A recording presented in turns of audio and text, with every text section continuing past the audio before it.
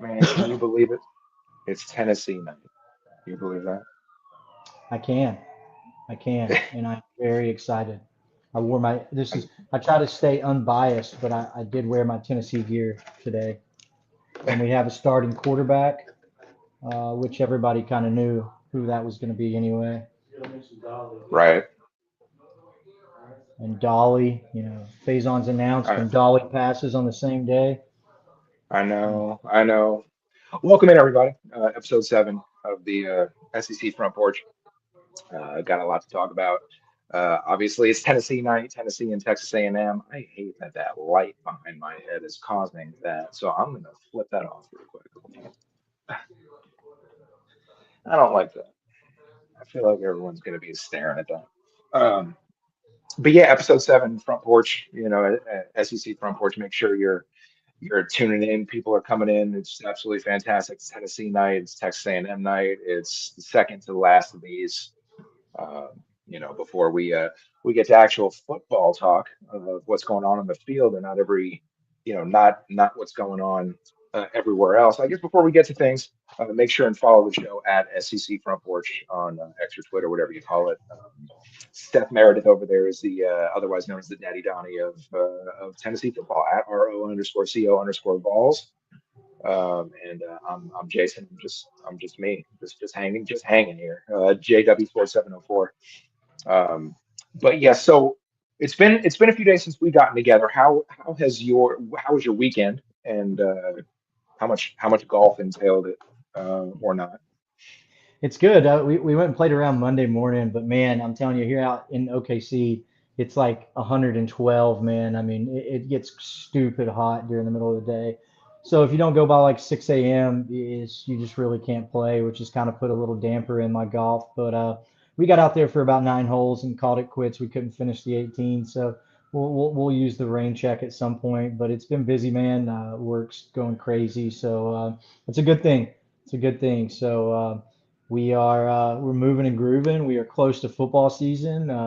We have Faison announced as the starter, which is huge news. So there'll be some big things to talk about with Tennessee. I think that I don't know. For me, it happens every year, and I've been really good about containing my excitement. Where it's like, all right, the sooner the season, the closer the season gets, like the higher and higher my expectations go. Just kind of like everybody else, you're kind of trying to contain that excitement. And with the announcement of Faison starting, man, it really kind of puts me in a weird spot where I want to say, I think that it could be a couple of games swing or at least a game swing, but I'm trying to keep those expectations pretty realistic. But the fact that he didn't go out this quarterback battle wasn't given to him by any means. He went out and won it because Georgia's playing pretty well in the summer and into fall camp, and so Faison went out and won it, and he made plays in the first scrimmage. We heard about him dropping dimes and just making big plays down the field. And when you're hearing about that with Faison, it gets you excited because it's not even like it's probably 60% of his arsenal is what he does in the pocket, how he manipulates the pocket, how he pulls, how he can step up in the pocket, how he can roll out of the pocket and make things break the defense down for even longer. They have these routes with guys like Mike and Braylon who are just going to feast off of break off routes where they can get up the field and kind of work their way to Faison. I just think that it opens a whole new element that we haven't even that the coaching staff probably hasn't even got to see because they're blowing a whistle when anybody's within 2 feet from him. So knowing that he played more of Georgia style game and he still went out and took the starting job. I've heard several radio hosts talk about this week how he would have had multiple big games this week if it wasn't for being in a red non-contact where they blew it dead. And then you have Jordan Norman coming out and saying it's like trying to tackle Lamar Jackson. I mean, it's just the expectations. It's unfairly through the roof, so we'll get into that, but it's exciting, man. It's been an exciting week to have Faison named as QB1. Well deserved. The guy worked his ass off. He stayed in. He didn't go home all summer, which for an 18-year-old kid is just ridiculous. And he just turned 18, right? And he didn't go home all summer. His parents came to visit him. He's put in the work, gained 20 pounds of lean mass. So the healthy weight that he's put on, he's just lived in the gym. worked out with Owings, pushed himself, worked out with Landry Jones behind the scenes because he's talked about how he's been more of a hands-on type of guy to learn the offense. So it's huge. And, you kind of combine that with a 1,000-yard rusher coming back, 4 out of your 5 O linemen coming back. You got two 800-yard receivers who are sophomores, redshirt freshmen and sophomore last year, but you don't really have red shirts anymore with the 5 and 5. So basically, two sophomores put up 800 yards. The jump that they made from their freshman year to their sophomore year, you have to think what's in store for them next. The sky's the limit. If they made that jump in one season, what's going to happen next year? You got a 5-star in Tristan Keys. You got two really high-rated 4 stars, Ra Jackson and Travis Smith Jr. battling for that spot. I mean, it's just he's in a really good position to succeed, and the sky's the limit for me with what he can do. And I think that you're about to see the Fajon show. I think that he's going to get more and more comfortable as the season goes on. I think that Jim Knowles was probably throwing a lot of things at him that he's not going to see all season. So, he's in AP classes as a freshman. It's not like you're getting a regular defense thrown at you. This is advanced stuff. So, once the season comes along, I think that the game's really going to slow down for him just for what he sees in practice. So, it's been an exciting week. That's my long-winded version of saying it's a pretty damn good week. A lot of good things Yeah. happening for Tennessee fans. Yeah, a lot of good things happening in terms of, some announcement. I mean, you could take this good or bad, but Arion Carter is going to be back for the Georgia Tech game, and I think that's the biggest takeaway from this. We Look, if you want to go on principle and you want to talk about what should have happened, Arion Carter should not have been suspended at all. You've got grown men that have been through an NFL draft and been through a camp and played on an NFL roster, and they're getting back and they're attempting to. I don't think it's really going to happen, but they're attempting to get back into college football. But Arion Carter paid back a $427 flight, and he gets punished. Talk about the most backwards, ass backwards, ridiculous stuff from the NCAA. Just typical. But he'll miss the Furman game, which, if you want to take the angle, he wasn't really going to play anyway. You could take that angle. Principle says that he shouldn't even be suspended at all, but here we are. He will play in the bigger of the two games that he was suspended for. The Faison news is big. I think that you could put any one of those quarterbacks, and that includes Ryan Staub, back there with um, a guy like Deshaun Bishop, who rushed for over 1,000 yards, and two 800-yard wide receivers, as you said, and then 4 out of 5 linemen returning. Um, I think that you could put any number of them back there, but Faison earned the job. In Josh Heupel's words, he was the best man for it, and so it's his show, and everybody's looking forward to see how he's going to do. Um, didn't go that way in Nashville. A guy named Jared Curtis did not get the job, and we'll talk about more about that. Obviously, when we do Vanderbilt in Texas, which will be the next show, which will be the last of the previews. But yeah, I think it's gone good in ball land this week. Everyone's ready for football. Everyone's ready to talk about these games. Everyone's ready to not talk about these games and play these games. But what we're here to do is talk about these games. And first up on the preview tonight is Tennessee. This is our home field, as you could say. So we're comfortable. We're most comfortable here. Not that we're not comfortable anywhere else, but we are definitely. Look, Seth over there is really, really good when it comes to breakdowns and players and team previews. He does a lot of research, and he's very knowledgeable. We are just learning more and more about every team as we will throughout the year. We have some knowledge, but we don't have it all, and that's where you guys can come in.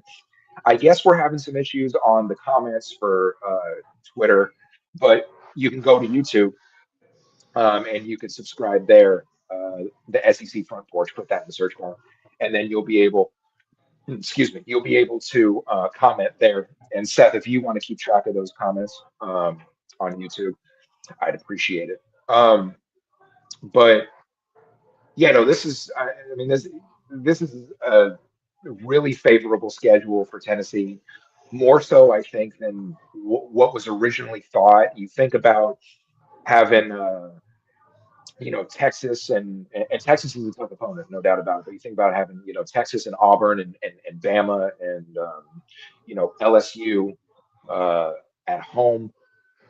Some of the blow is lightened a little bit by maybe these teams are not going to be as good as thought of. The road schedule, which can always be kind of tricky under Josh Heupel, it has some toughness, has some demons, but I think that Tennessee can ride through it.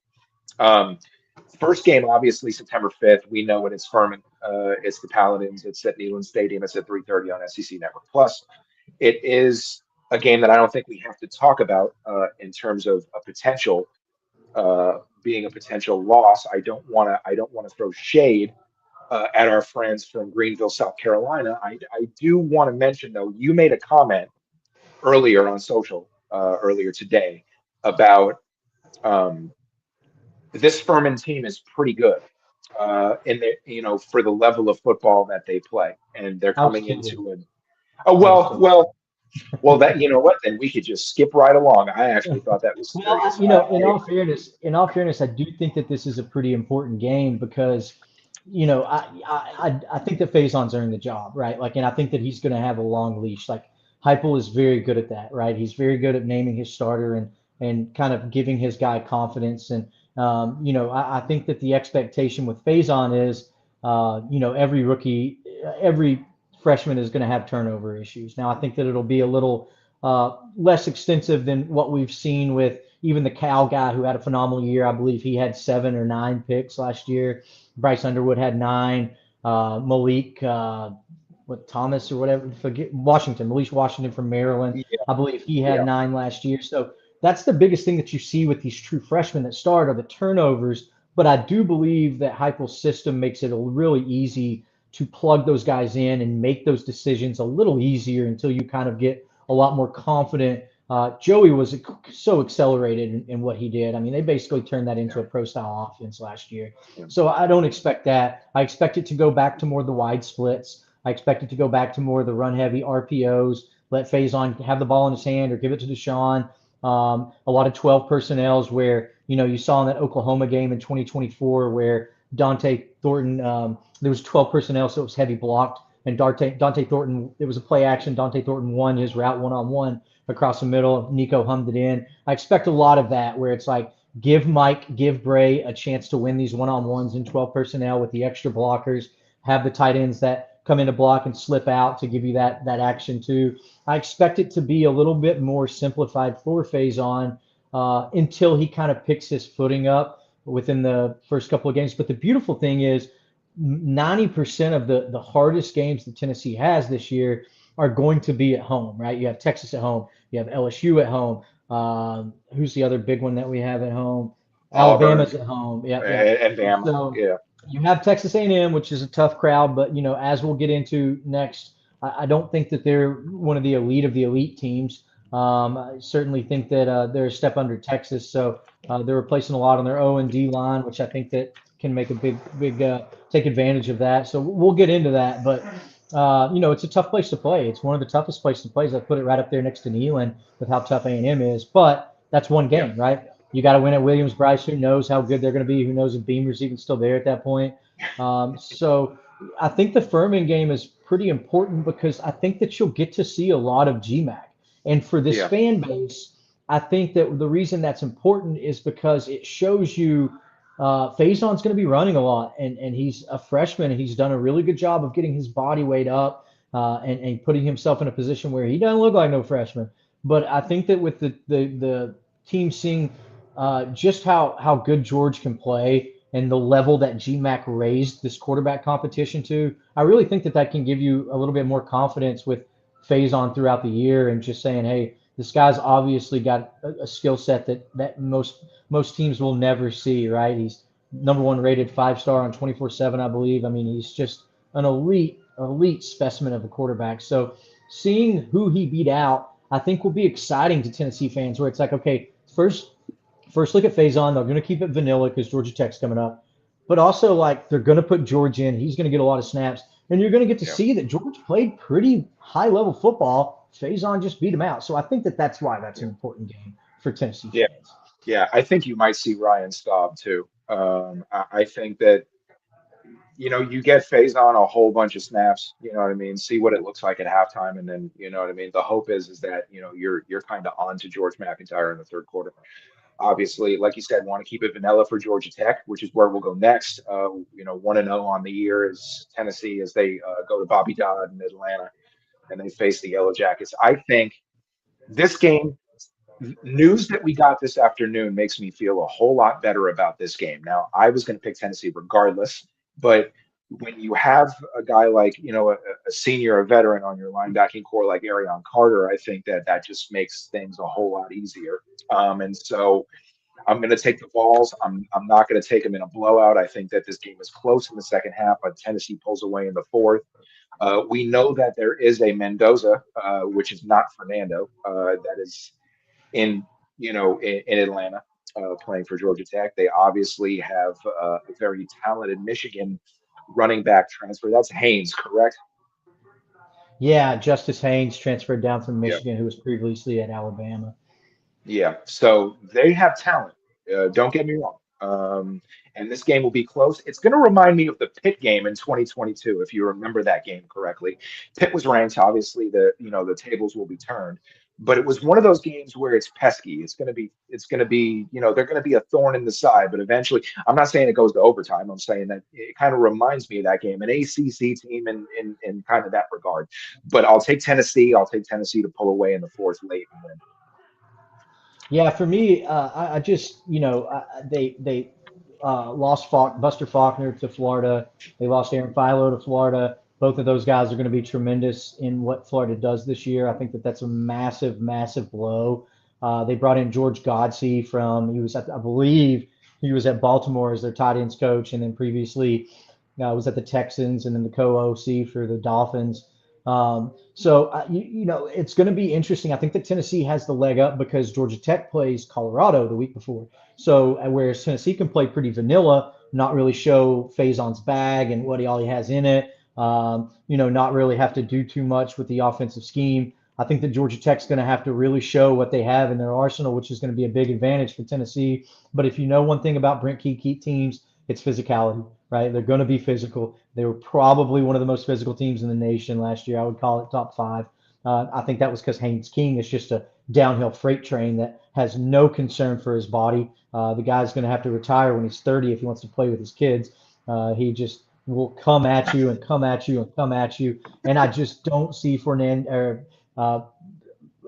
Mendoza. I keep wanting to Fernando Mendoza. It's Yeah, yeah, the and younger version. yeah. We'll just call him Little Mendoza. I had his name in my mind and it just went blank because I started thinking about Fernando. Uh, Mendoza, if he was that good of a quarterback, Indiana wouldn't have went out and got Josh Hoover, right? That's my opinion. If they believed that Mendoza could lead that team after a year in the offense, learning behind his brother, moving into that role, they spent a lot of money to get players. The wide receiver, I believe it's Marsh from Michigan State, they brought in. They brought in a ton of weapons at Indiana. If they trusted Mendoza after seeing him for a year, they would have turned the keys over to him instead of bringing in Josh Hoover. So that's kind of where I'm at. It's a new OC. It's a new quarterback who has very limited game reps. I watched a breakdown of his passing videos last year, and he just did not. He looked good at times. He was playing against like the fifth string, and then he was almost throwing picks and making really horrible decisions. So if you stop him from running and keep him in the pocket, it's going to be a long day for Georgia Tech. I believe Tennessee comes out with something to prove. Rodney Garner's been tearing into him all offseason. Jim Knowles has got him playing way more advanced than what Jim Knowles would usually have in year one. I think that my biggest concern with this Tennessee team is going to be the D line depth over the course of the season, but that's not really going to affect anything in week two. They should go in pretty healthy. I think the Derek Owens effect is going to be loud and proud in that game. I think that they're going to try to be physical, but I think that Tennessee's just going to push them around. It's better players, better athletes, higher rated. They've got a better strength program. They've got a better offensive line. They've got better receivers. They've got a better running back. Now, I like Justice Haynes. I think he put up like 850, 900 yards last year Michigan, but they ran the ball a ton. So we'll see how much he affects the game, but I just think that the physicality is matched with Tennessee. I think Faison is too much. I think that Heupel opens up the playbook just enough, and I think it's if you gave me 14 and a half, I'd probably take the over. I think that Tennessee wins pretty handily. I think that, like I said, man, it's not that I'm a huge believer in this team yet. Like I'm still in a show me phase, but I am a huge believer in Derek Owens because I've seen what he's done. I've seen what he's done to similar players at Indiana, and I think that that's really going to show up this year for a team that started getting gassed in the third quarter and the fourth quarter. They started letting down because they could jump out to early leads, and then they just couldn't contain it. They would hit a lull where the offensive line couldn't block and the defensive line couldn't get a push and they couldn't set an edge. And I think that Derek Owens really pushed them through that wall. So I expect Tennessee to come out with an edge. The only thing I would be worried about is it's the first road game with Faison. All But right. if you know Right. Faison's personality, guy's cool, calm, collective. He acts like a seventh year senior that just came back from an NFL from an NFL mini camp. So give me Tennessee, and I think that game's probably over in the third quarter. Yeah, we're definitely different there in terms of how we feel about Georgia Tech. I don't. I think maybe I'm thinking about, I guess maybe I'm thinking about the Haynes King version of Georgia Tech, and that is not that's not this version. You make a point about, Alberto Mendoza, I believe is There you his name. go. Um, Big Al. if Yeah, Big Al, the younger Mendoza. I guess if he was ready, they wouldn't have went out and spent all that money on Josh Hoover, right? Um, which, in terms of like metrics, Josh Hoover and Fernando Mendoza are very similar in terms of their metrics, which is why they went out to go get him. They didn't believe that the younger Mendoza was going to be able to give the production as Fernando did. So here we are, and Alberto is in Atlanta with the Yellow Jackets, and we both have Tennessee winning and moving on to 2-0, and that takes us to a matchup September 19th against Kennesaw State. Jerry Mack, former Vol running back coach, comes back to Neyland to bring his Owls in, and I think that this is another one of those cases where you're going to see George McIntyre, you might see Ryan Staub, in addition to Faison, obviously, and this gives Josh Heupel a little bit to work with. I don't want to crap all over Jerry Mack. He's a fantastic head coach for what he's doing in that level of football. For Kennesaw State, I think that they're going to be really, really good in a lot of things that they do. In this particular game, I think they're just going to come and do 100,000 plus buzzsaw, and it's going to give a lot of opportunities for the twos and threes, and I think you're going to see that. And so I'll take Tennessee. I'll take Tennessee to move to 3-0. Yeah, and Jerry Mack runs a similar style of veer and shoot, kind of spread them out, wide splits. Funny enough, man, in my opinion, what's crazy is out of the first three games with Furman, Georgia Tech, and Kennesaw State, Georgia Tech might have the worst quarterback out of all three teams. The Garcia Yeah, kid, that Jake Garcia is Furman's quarterback, yeah, who was a yeah. former top 50 player. He just never really put it all together. He had some really, really solid games at ECU. I believe he transferred to Michigan and was like their third stringer last year. But a veteran who just the talent just oozes from that guy, can make any throw on the field, but just never really put it together. And then Kennesaw State starting quarterback is Ricky Collins, who started out at LSU, transferred to Mhm. Syracuse, and now made it down to Kennesaw State. So I don't mean that as a slight to Alberto Mendoza at all, but you are playing two out of the three really experienced quarterbacks who were recruited at a very high level, went to really high power four teams, and then you're playing Alberto Mendoza, who just didn't really go that route. Now Mendoza could turn out to be the best of all three of them. We'll see, but it's really crazy to think about that. Mendoza is the least experienced and probably the least talented quarterback out of all three teams, and you wouldn't think that when your first three games are Furman, Georgia Tech, and Kennesaw State. But anyway, Yeah, regardless, give me Tennessee to just bully them around. yeah. I mean, that's actually pretty funny that it will be that Kennesaw State's quarterback is the best that they're going to see over the first 3 weeks.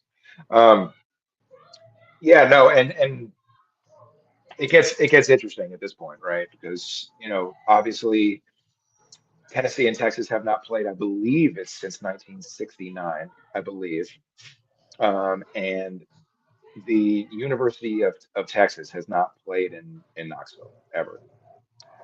So that's going to change on Saturday, September 22nd at noon.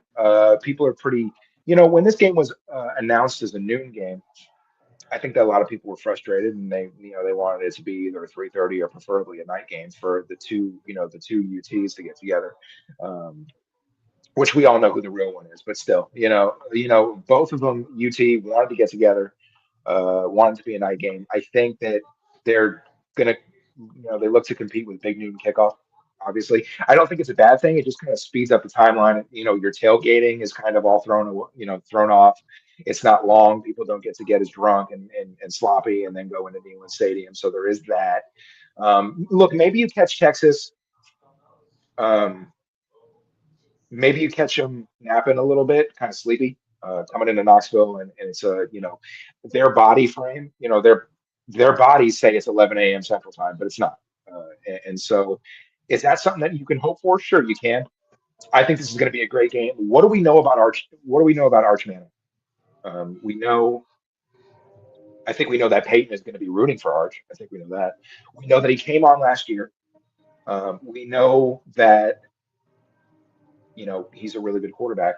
What is he going to have in Neyland Stadium for Tennessee? Is he going to be able to deliver? Is he going to be able to silence some of the critics who say, yeah, he performs against maybe lesser competition, but not as good against more, solid competition. He's had some really great games, obviously third year starting, and I think that this is a game where you're going to have a top five Texas team and probably a top 15, top 20 Tennessee team. Um, I've made these predictions already, and I'm not gonna go back on them. I'm gonna take in this game. I'm gonna take Texas to win. It's not a pick that I like. I hope that I'm wrong. I want to be wrong. It's just one of those things where I think that look at both sides of the ball. You've got look what they have in their backfield. Look what they have. Look what Arch Manning has to throw to the defense. If you have Texas in your name, you are able to do well in the portal. You're able to get what you want. You're able to spend. Texas has a $50 million roster. They've got stars everywhere. They've got potential high draft picks everywhere. I'm not saying that this doesn't win you the game. We've seen it play out differently. And I think it's going to be a great game. It could come down to an interception. It could come down to a field goal. It could come down to intangibles, little things. But I think safe. This is safe. I'm going to take Texas to win this ball game.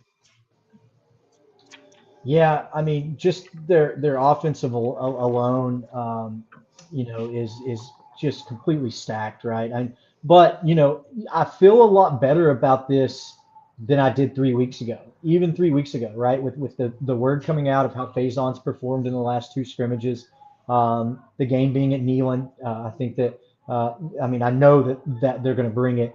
The I just don't even get me started on the decisions that Sankey's making. And essentially, what he's doing is the Big Noon kickoff has been taking over and getting all the viewers for the Big Ten. And so, essentially, what Sankey's doing is he's trying to move these big time games into that 12 p.m. time slot so nobody's watching the Big Noon kickoff, which is Right. absolutely absurd. Like, who gives a damn, man? Like, people Yeah. are going to watch college football, especially the SEC, whatever time frame it is. Put the best games at night. You are literally taking away the fan experience of a night game at Neyland, which is one of the most electric experiences in the nation, because you want to compete with Big Ten kickoff at noon, which is absolutely ridiculous, man. Like it just. But we won't even get into that. But anyway, Texas. I mean, for sure, what they bring to the table, man, is pretty tough to beat, right? I mean, they probably have two of the top seven running backs in the SEC. Raleek Brown was just an absolute nightmare at Arizona State, and has probably the best numbers. I'd have to double check again, but he's not even the best running back on the team. Like Hollywood is a Yeah. monster. Hollywood Smothers is Smothers. absolute Yeah. dynamite. And it's one big play waiting to happen, like any time in the game. So it's just incredibly dangerous. And then you have Cam Coleman on the outside. who's, Auburn, just what they did to him was just a crime. I mean, to pair Cam Coleman with Jackson Arnold should go down in Auburn history as just the worst crime that I've ever seen, man. I mean, it's essentially like pairing Cam Coleman with Sellers, I mean, very similar. Like it would just be an absolute crime. It's almost the same what they have, but anyway, so you've got Cam Coleman, you've still got Ryan Wingo, Emmett Mosley's a stud. I think Sterling Burkhalter's going to get some run. So they're just so loaded, and then their O line's coming back. I believe they returned 3, 4 starters on their O line, if I'm not mistaken. Their defense is loaded. But the one thing, there's actually two things that make me think that this game might be a little closer than what most people are predicting. Is one, the reports coming out of camp is that Arch has struggled immensely during these live scrimmages. They said he had 4 turnovers the last scrimmage. Like, that's unbelievable. How do you have 4 turnovers in a scrimmage? Like, this is a defense that you see every single day. You see this defense every single day, whether it's 11v11, whether it's mock-ups, whether it's whatever you're doing, thuds. Like, you're seeing the tendencies of this defense every day. And then you go out in live action and you have 4 turnovers with Ryan Wingo and Cam Coleman.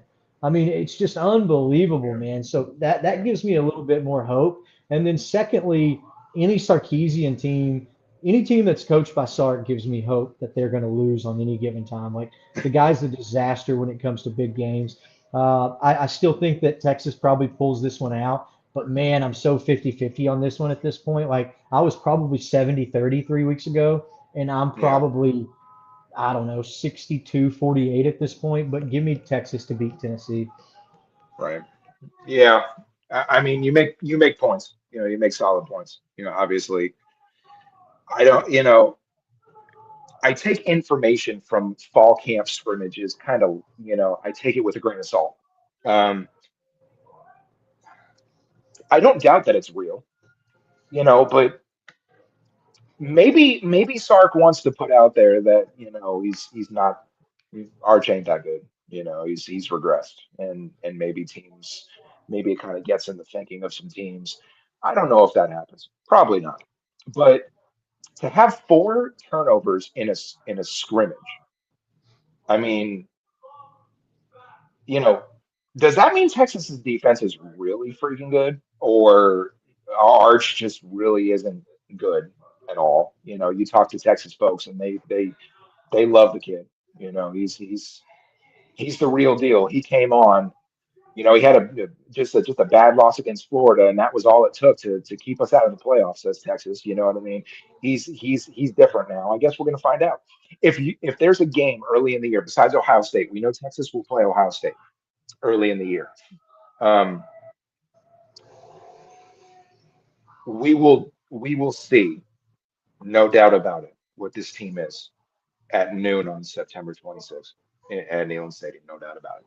I hope But I, right I hope now, I hope that we beat them so bad they pull in KJ Lacey. That's what I hope. But just so you know what my heart is, Vol fans, I just don't see it. I think that their defense is good enough. I think that if this game was played in November in Neyland, after Faison had some SEC starts under his belt, I could convince myself to pick Tennessee, but I can't do it as of right now. But I do right, think that it's right. much closer than what most people are predicting.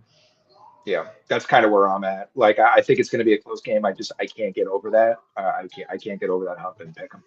Um, appreciate everybody being here tonight, episode 7, talking Tennessee, talking Texas A&M. I do see a couple of comments in the which we'll get to in the Twitter section, in the X section of tonight's show. If you guys are watching and you want to leave a comment, go ahead and try and do so, just so we can see if it's working.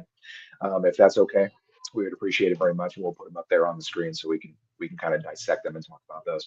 Uh, Tennessee 3-1 on the year.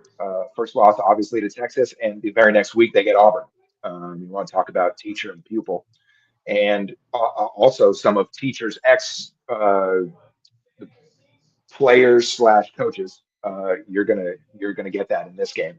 Not only do you get your ex offensive coordinator, you get your ex defensive coordinator. Um, or not, well, yes, he's their ex defensive coordinator, but he's coaching the secondary, and that's Tim Banks. He's with Auburn, And Alex Golish, obviously former offensive, guru for Josh Heupel, is the head coach at Auburn. Um, It'll be the one week I really don't like Auburn. I think Auburn is one of those fan bases that Tennessee gets along with because we both can't stand the same folks, quote unquote. You know what I mean? So, not that I don't like any, Alabama fans. I think you guys are fantastic, but when we play each other, we don't really like it. It just kind of is the way it is. But I think that in this game, Tennessee is going to exercise some revenge. I think that Alex Golesh year one is different than Alex Golesh year three, which is the next time Tennessee will see them, and they'll see them on the plains in 2028 versus Neyland here. I think the advantage is that um, Josh Heupel. Look, both Heupel and Golesh know about each other. One thing that is going to put this way over the hump for me is that Alex Golesh was asked, what do you think about this Tennessee offense? Right, a couple months ago. And he said, I don't recognize it. I was like, oh, okay. You don't recognize the offense that you coached. Now that it's, with Joey Halsley and with more of Josh Heupel, obviously, we know that it's his plays, it's his game, it's his show. We know this. Halsley is just kind of a warm body. All right. Call it whatever you want. But, Alex Golesh said, I don't recognize it. That right there is telling me advantage Heupel.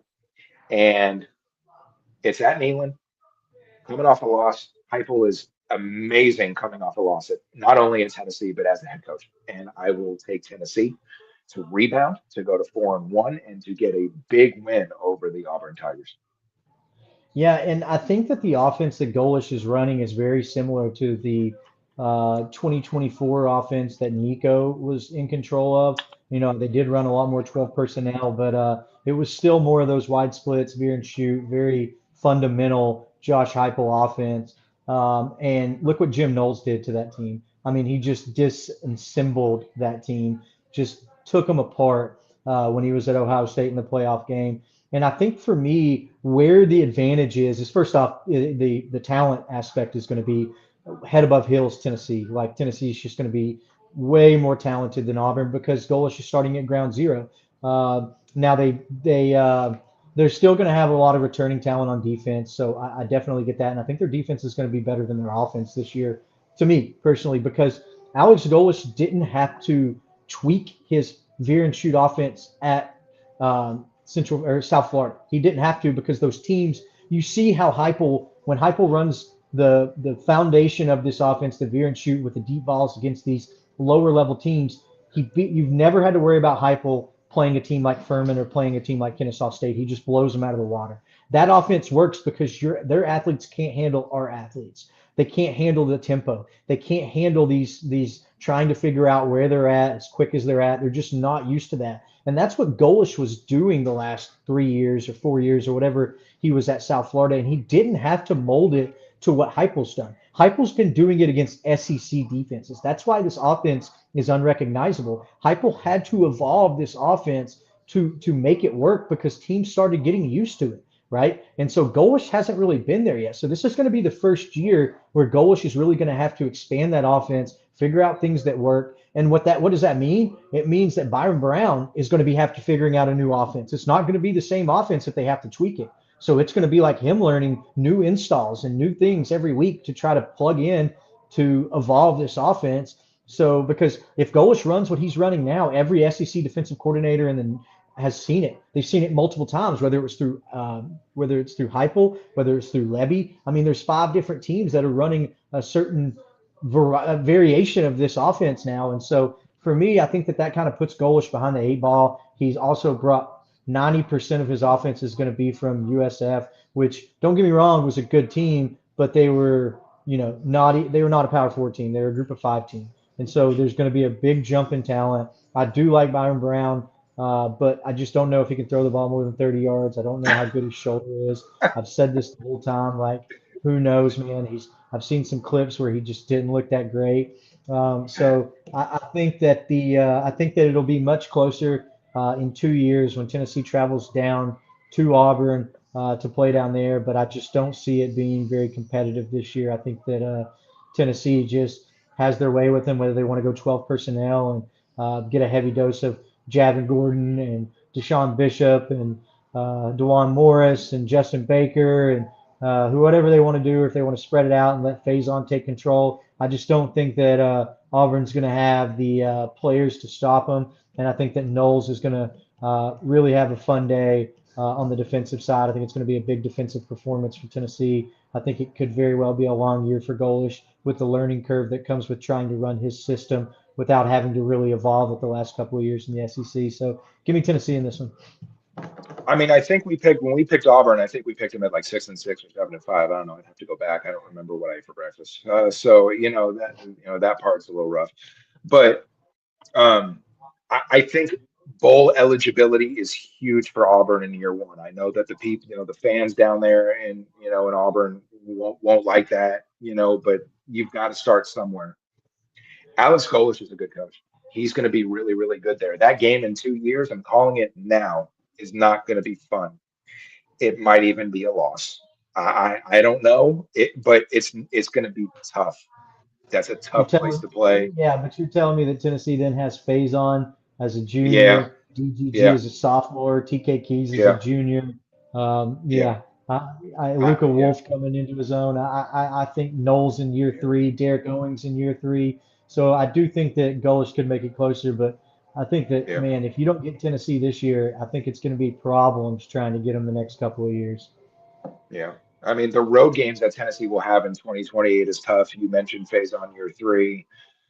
Obviously probably the last year that he's in Knoxville, DGG in his second year and everybody that comes along with that. And the talk about not being able to get a Jim Knowles defense ready right away. I think there's a lot of, I could argue when you bring over 3, 4 plus guys from Penn State, when you bring over at least that many to kind of install the defense. I think that really helps when you have a guy at each level or multiple guys at certain levels of defense. Really, really help um, get get everybody kind of acclimated to that. And I think that along with Derek Owings getting doing his thing, getting these guys in shape, in better shape. We heard some of the words last year that were thrown around about practices being soft. I mean, that was just you know un, uncalled for, just stuff you can't hear, stuff you don't want to hear. And so I think there's a lot of good that Jim Knowles will bring right away. I mentioned Tim Banks is on that team as well, and Ricky Gibson is also on that team in No, Gibson's secondary on for Auburn. A&M. And who Gibson's was on on A&M. who was on Auburn for that was on Tennessee? Is there anybody? I I don't got my know. I know wires that they crossed. took. They also brought in that the cornerbacks coach from last year. That Oh, is all it the players. Chop? No, Chops at Arkansas, I believe, or somewhere Okay, like that. Might have been. I that's can't right. remember. It was like Arkansas or Louisville or somewhere. One of those red teams. But I'm getting my uh, Arkansas A&Ms and my Auburns all confused, man. yeah. But they brought him with them, so I thought that. Um, that Ricky Gibson was going to follow him, but he ended up going to A&M. Right, which Tennessee will see anyway later on as we do these previews. That's on me. I don't know what the hell that was. That's my bad. I'm getting all my A's mixed up. But I mean, regardless, a victory for Tennessee to make it 4-1 in both of our previews. Um, And that leads to a game in Fayetteville against Arkansas on not December, October 10th. We're not to December yet. It's the fifth game of the year. It's an important game. Actually, let's see, 1, 2, 3, 4, 5, sixth game of the year. As I should correct myself. Um, Arkansas has been an issue for Tennessee. Arkansas has been a thorn in the side. It's kind of like South Carolina. At least the last time Tennessee played South Carolina. Arkansas has been a problem for the Vols for multiple decades. Whether it's at home, whether it's on the road. Last year's game was closer than it needed to be. Tennessee was up by a bunch, and they let Arkansas back in the game. I was there. It was frustrating. They wound up winning the game, which is always bottom line. You want to get the dub, and they did. Um, We know who their kicker is, and I hope it doesn't come to, or maybe I do hope it comes down to a last second kick. I guess for everyone who knows anything about that. But um, I'll take Tennessee. I'm reluctant because of history, but I think that Arkansas, we picked them both to go 2-10. Silverfield first year. I, I don't. There's no reason why Tennessee should be in a ball game with this team, let alone lose. Make no mistake about it. There is no reason for Arkansas to be in a game with Tennessee. There's no reason for Faison to run out of bounds like Nico did on the last play of the game. There's no reason for them to play with their food. It's a road game. We know that there's been issues with Heupel in road games, as every team has. I don't think that's one of them. I think that Tennessee's going to exercise some demons and get the victory, and I think it's going to be big. So give me the Vols. Yeah. Also, Ernest Thomas is the secondaries coach that followed Tim Banks, so he's on Auburn Gotcha. this year, I believe. But anyway, yeah, I just don't see Arkansas being very competitive in many games this year. I know that Tennessee has struggled there in the past, and it's been a really tough place for them to win football games. But I just don't see KJ Jackson being. I'm pretty sure that they named him the They starter, did. the guy. Yeah, from AJ Hill is Yeah. the guy competing with him from Memphis. I just don't see KJ Jackson doing much. I just don't think that. I think that Arkansas is probably the hardest place to win in the SEC. I think it's harder to win there than Mississippi State. I know we've already done Arkansas, and there wasn't really much to talk about with Arkansas just because of the lack of talent. I think that they are in Toy Story, they're the land of misfit toys. It was just a bunch of players who really don't fit together, a bunch of portal guys who, are only in the SEC by name only, and certainly not a lot of talent that comes up there. They lost their biggest weapon, a year ago with. So in a lot of, and I just don't see a quarterback that can do a lot of the things that need to be done to keep the game close like they did last year. So I'm just not very, I just hate to say it, but I'm just not very high um, on Arkansas. I think that they're probably going to have the worst time out of any team in the SEC. And so that place really doesn't scare me too much this year. Taylor Green is an absolute monster and kept them in a lot of games. You saw what he did against Tennessee last year, but we had Swiss cheese defense. So, but he did that Yeah. against a lot of teams last year. I mean, it's just he's a mini Vince Young. I mean, the guy was an absolute freak. So not having Taylor Green to do that, I think that it's a new system, new players. I don't know that old Ryan's going to have success there. I don't think that he will. Not a lot of people have. Bobby Petrino was a fantastic coach. He had some success there, but look at Brett Bielema. Brett Bielema was a solid coach at Illinois, and the guy lasted what 4 years there, 3 years there. I mean, that goes back to I think Sam Pittman's a fantastic coach. Players love playing for him. They had a Yeah. fantastic offensive line and could run the hell out of the ball under Sam Pittman, and they were still awful, man. They're just not a very. It's a hard place to win. I think it's back to that this year. Give me Tennessee. I don't know. I'll say 17, and Max Gilbert misses 2 field goals. To make everybody happy. Um, yeah, no. So you mentioned the Swiss cheese defense. The thing that pissed me off so bad last year is that one of their players, it was a running back, the Williams kid. He said, "Yeah, they're good, but they got a lot of holes," and that didn't penetrate at all. That was not bulletin board. That was not as much bulletin board material as it should have been. Um, and that was what I remember from that game last year the most, beforehand at least. Um, it scares me, but not enough to pick against Tennessee. Obviously, we both have the balls, and that'll make them 5-1 on the year through 6 games, which leads to the third Saturday in October. Before we talk about that, make sure you guys are following us on socials. The show is at SEC Front Porch on X or Twitter, whatever you call it. I'm JW Sports 704, and Seth is at RO_CO_Vols. Be sure and follow. Um, hit us up on social. You can comment here, comment on YouTube. Let us know how you're feeling about, whether it be Tennessee, Texas A&M, or any SEC team for that matter. We're locked in talking ball anytime as we're getting toward the season. Oh, we are so close. Um, yes, CM says stuff. You did miss the Auburn portion. If you want to go back though, this is a good opportunity. Um, YouTube, type in the SEC Front Porch. You'll see our logo, which is on the top left. You'll make sure you click that, subscribe, and then also you can watch episode one was Alabama and Arkansas. Episode two was Auburn and Florida. So that would be episode two. You can watch any one of them um, there as well. For the first, I will say this: for the first two episodes, you will have to go to the league winners YouTube. So make sure you go to the League Winners FB and you'll be able to catch the first two episodes of our show there. Episodes three and forward are on here, are on our YouTube. So make sure you just wanted to clarify that.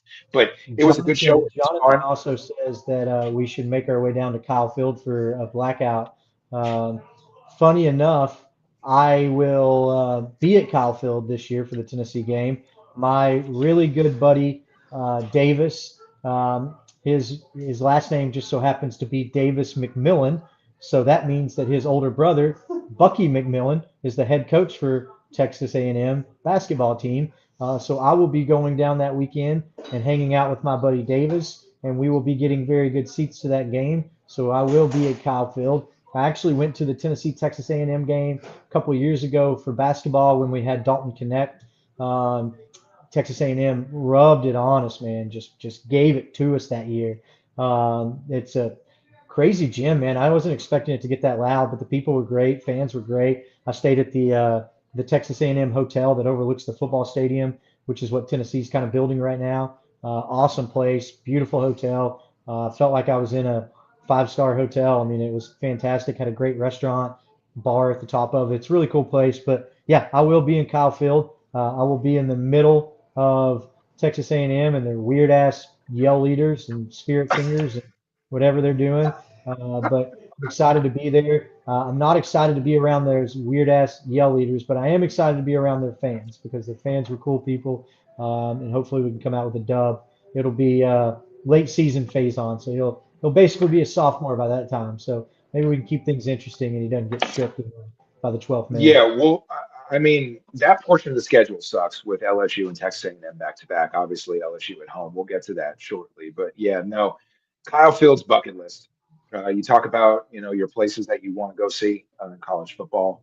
Um, I hope to be able to do one day. You know what I mean? Just check out the best of the best, and Kyle Field is one of them. Obviously, Notre Dame, Michigan. Neyland been there, never ever gets old. It's, I mean, cathedrals, coliseums of college football. That's what it's all about. There's a couple other comments from Jonathan, which we'll get to um, for the Texas A&M portion. Um, Got to address the third Saturday in October. Of course we do. Tennessee is 5-1 at this point, and they're coming in. They're coming back home to take on Alabama, and it's a game that Tennessee's won um, the last two at Neyland Stadium. And in order to reverse a lot of the hurt that Nick Saban put on not just Tennessee but every other team in the SEC for the most part, you got to start somewhere. And Tennessee has won two out of three. Um, Actually, what was it? Two out of four, I guess. Tennessee's won the last couple at Neyland Stadium, and I don't have any reason to believe that that will not continue. I think it will. Um, Yes. Do you see me? Yeah, you're frozen, Do but you I can hear me? see you. I can hear you. I just can't. You're Okay. you're a little frozen. Let me fix it. I don't know. That was so weird. You want to refresh and let me take over? Give you my prediction. Let, yeah, go for me. So, this is obviously the biggest game on the schedule for Tennessee fans, in my opinion. Bama comes to Knoxville, won the last two. I think that from a talent perspective, I think that Tennessee is much more set up for success than Alabama is on the offensive side of the ball. I am worried about Tennessee's defense, especially the longer the season goes on. I just don't think the depth is there at the defensive line. I do think that the pieces are there to have a very, very, very good defensive line, but you're asking a team of a lot of players who haven't played a full year healthy in a long time, to be healthy all year long. And when it comes to that point in the season, that's when the aches and the nicks and the bruises and all these things that can keep you out for a game or not have you 100% really start to come in. And so I'm worried about the defensive line. Um, Definitely not worried about the linebackers. Definitely not worried about the secondary, but the secondary is very thin too. I do like DJ Burks a lot. I think that having him come over from App State, where I think he led the team in tackles last year, is something that not a lot of people are talking about. I don't really know how his coverage skills are, but you can bring him downhill against some of these teams that like to run the ball, and he's not going to have any issues. But I think that Dylan Lewis is primed for a good year. I think that Sidney Walton is young, but could step up. But I'm just not really high on the depth. So that's kind of where my separator is with Tennessee and Alabama. But I think that Tennessee's offense is miles above Alabama's. I love Keelan Russell. I love what he can do. I love his playmaking ability. We all know what Ryan Williams can do, or Ryan Williams Coleman, whatever the hell he's calling himself. He painted his nails and added an extra last name. We don't even know what's going on. So, the guy's special. The kid's special. He can make plays when he's not dropping the ball. And I think that him and Keelan are going to have a pretty solid year together.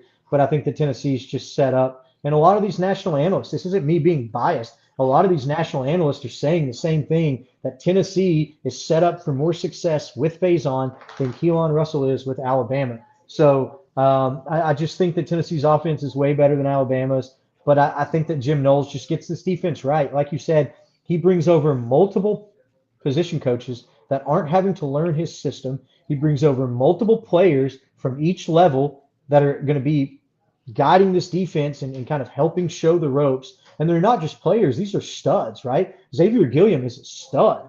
Amari Campbell is a stud. This guy led Penn State in tackles last year, and you're pairing him next to Arion Carter. Kidding me? And then you still have Edwin Spillman, who led the team in tackles. Jeremiah Telander, who had the biggest offseason that he's ever had. The guy took a lot of really piss poor angles last year. We all get that. Like Telander Yeah, made a lot yeah, of mistakes, and he yeah, doesn't have the speed to make up for piss poor angles. But I think that was poor coaching. We couldn't set an edge last year with 5 stars. You had Jordan Ross out there looking like, he was lost trying to set an edge. We had guys who have been with the system multiple years getting pushed back 3 yards on the line of scrimmage. I don't really take into account what last year did. This is a fresh start. We heard about what Idris Farouk was doing. You could see the skill set that Idris Farouk had last year, and he was just not in the right position. He wasn't coached well. A lot of these misses were just bad coaching, taking wrong angles, not really knowing where to be. So, I think that this defense is going to be tremendously well coached, like on another level, just tremendously better at being coached by Jim Knowles, and they're going to be in better positions. So I think this defense takes a step up. Uh, I'm going for Tennessee to beat Alabama for the third year in a row. Give me Tennessee. Give me Faison having a big day, another freshman moment like Nico had in 2024, throwing that pass in the end zone to Chris Brazzell, and then Will Brazel. Brooks Yeah, still in the game. Give me yeah, Dazon Lane with the big play to seal the game. Metcalf flying around the ball. The linebackers doing what they're doing. Deshaun Bishop, stiff arming somebody into their grave.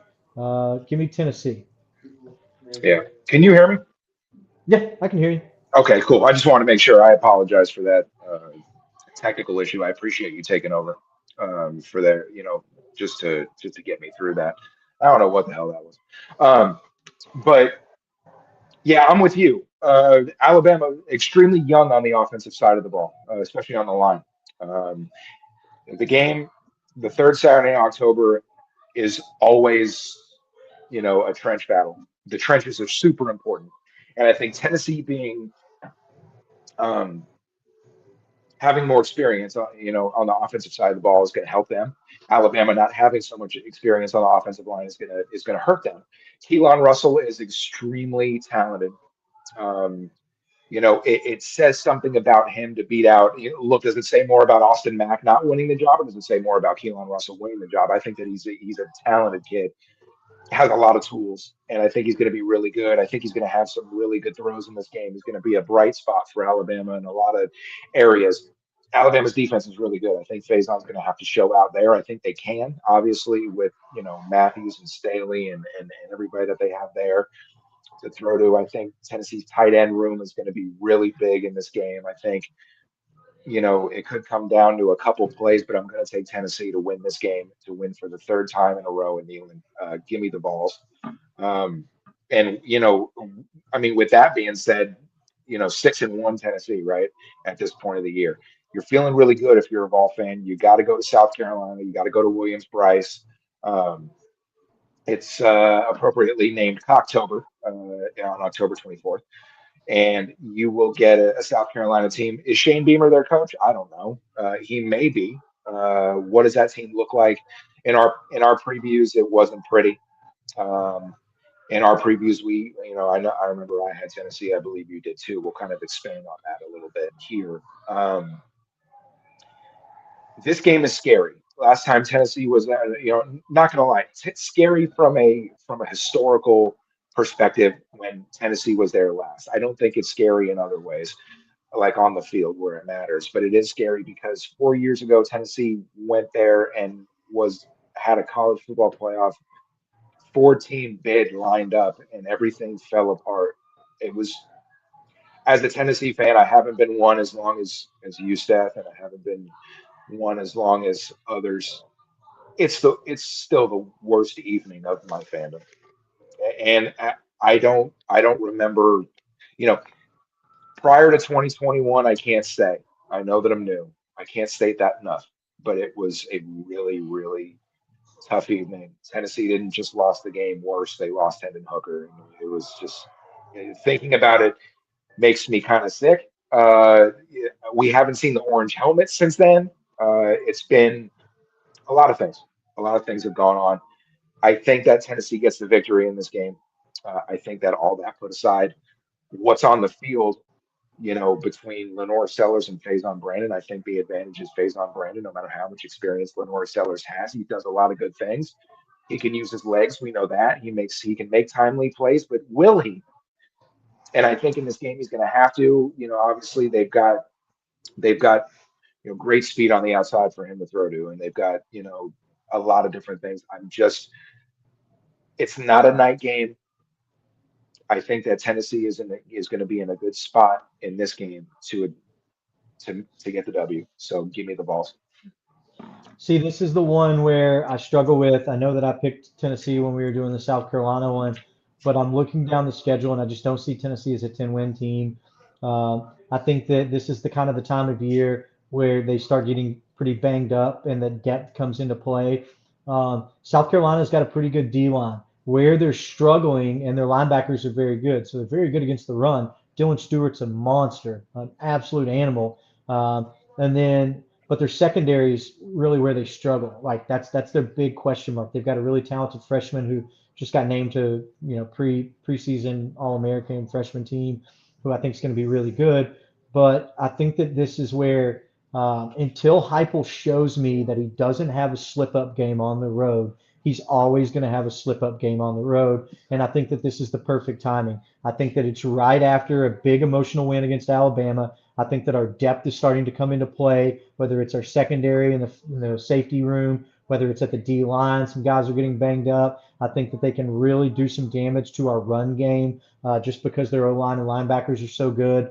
I think that it's going to be put on Faison's arms. I think they take his legs out of the game. I really hate to do this, but like I said, I think that Tennessee's a better team. But there's just something spooky about Williams-Brice. It gets loud. They start playing that damn EDM music, dancing around, and it's just a weird time, and it's weird for everybody. It freaks our players out. Our players are like, who are these guys that are 60 years old dancing to EDM music? I don't really know what's going on. I'm all backwards. So I think that South Carolina squeaks away and takes another one and steals it from us just because of where we're at in the season. I think that Tennessee is a tremendously better team, but I'm just really nervous about that one game on the road that Heupel always chokes up. He just always finds a way to lose it.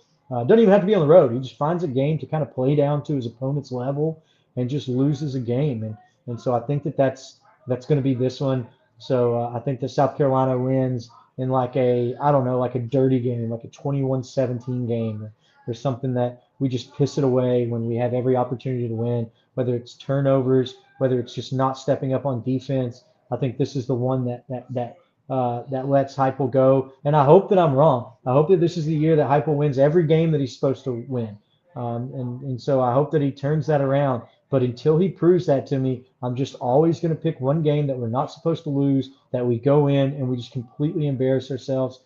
So I'll go South Carolina to upset Tennessee at Williams-Brice, uh, and maybe Shane Beamer gets an extra year just for the fact that they won their Super Bowl again. He'd get an extension. They'll give him a 6 year. Um, yeah, that would give me PTSD. That would give me Gamecock PTSD. I don't. Nobody wants PTSD from that. I don't have Tennessee, so just to kind of kind of full disclosure, I don't have Tennessee as a 10-win team either. But their struggles won't be here. Their struggles will come late because I absolutely hate the ending of the schedule. We are not there yet. We're at the bye week on Halloween, which was an absolute lost opportunity for dark mode. That would have been perfect on Halloween against Kentucky, but that game will be the following week, coming off the bye week, November 7th against the Wildcats at Neyland Stadium. Obviously it's a night game. Obviously it's dark mode. We know that. Um, when we talked about Kentucky earlier in the year, or earlier in these previews, we were not afraid of Will Stein, and Will Stein being the difference in his football team is the reason why they're going to win games is because of Will Stein. Um, not in year one. I think he'll do a lot of good things. Tennessee has owned Kentucky for a long time in football. I think that'll continue.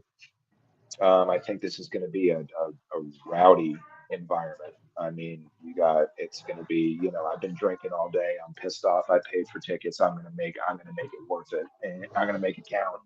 And I think that's going to happen. I think I mean, I could see a route, multiple, 14, 18 points, something like that. But give me Tennessee um, to improve their record. Let's see, 6, 7, 8, 9 to 8. I mean, in my predictions, 8-1. Yeah, for me, it's just essentially an extra bye week when Kentucky comes to town. It just kind of always is. Kentucky is forever little brother.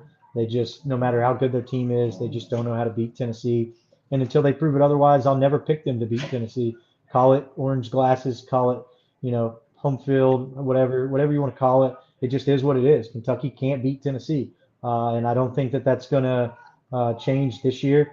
I think that playing at Neyland after coming off a week of rest.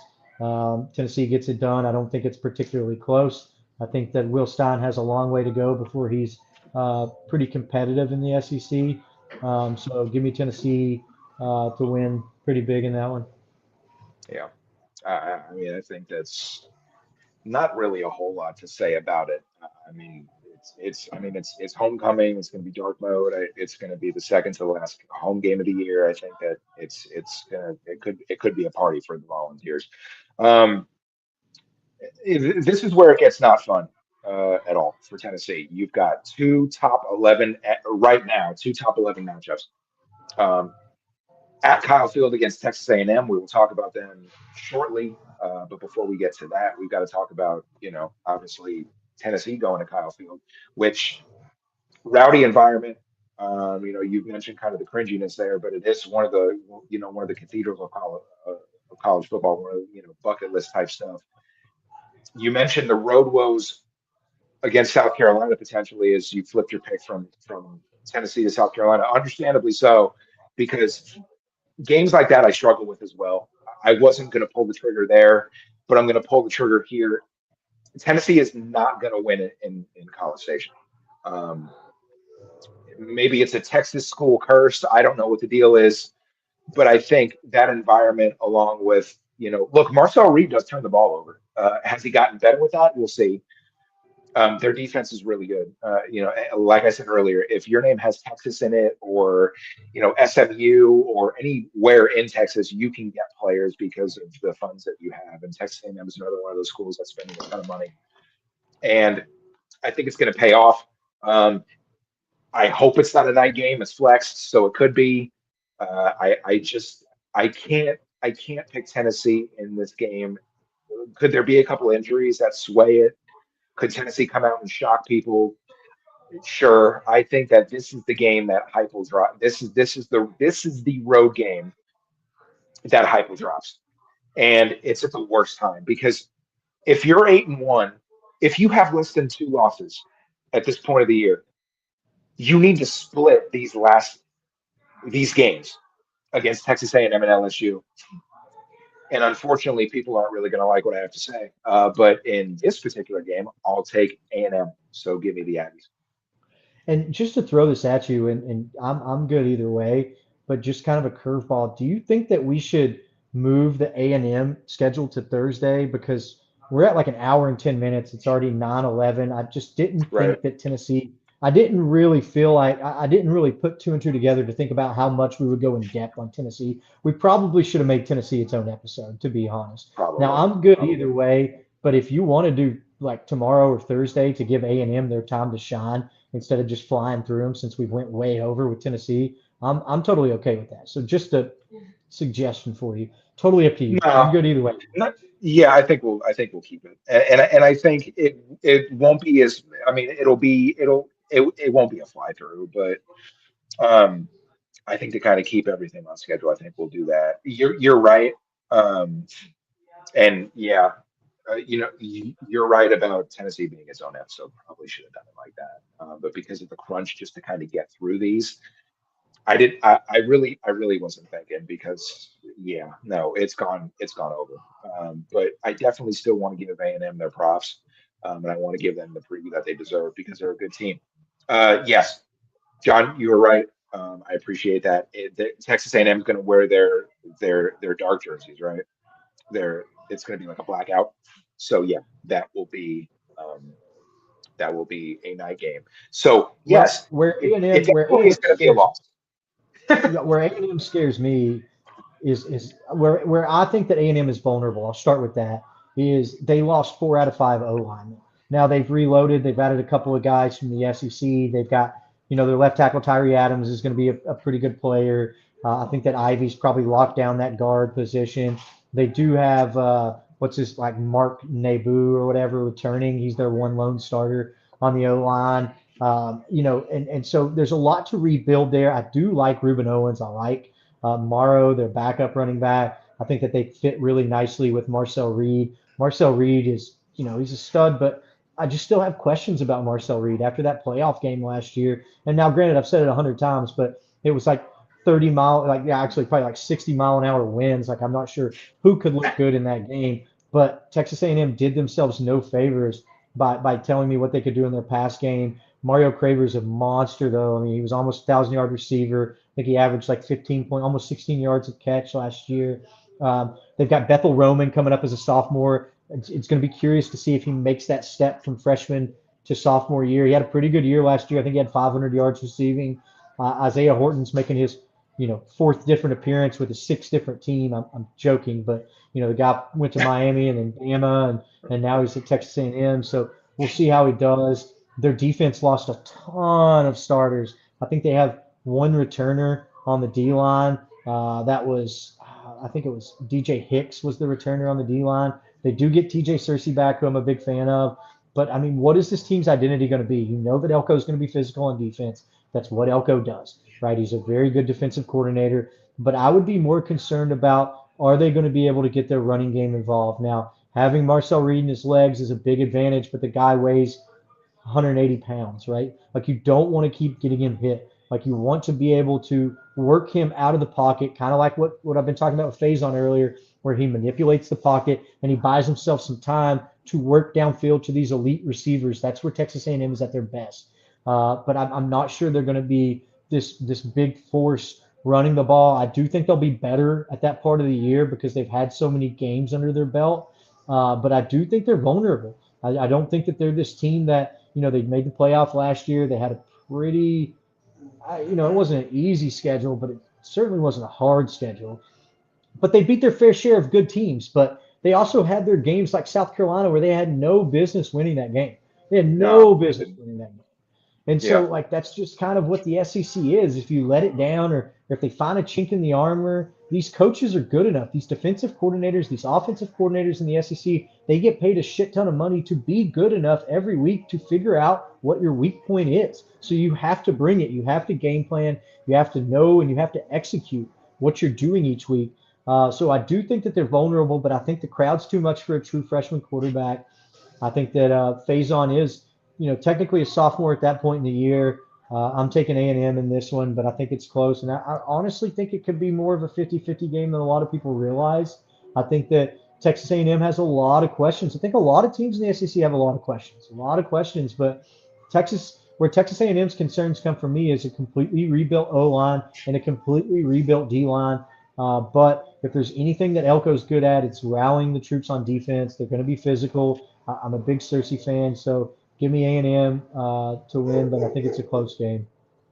Yeah.